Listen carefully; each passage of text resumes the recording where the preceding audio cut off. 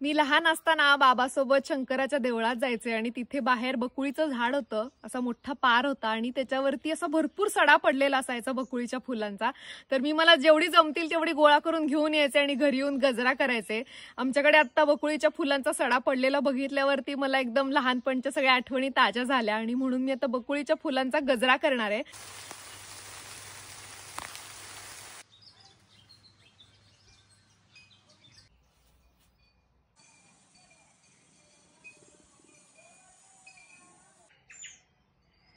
घा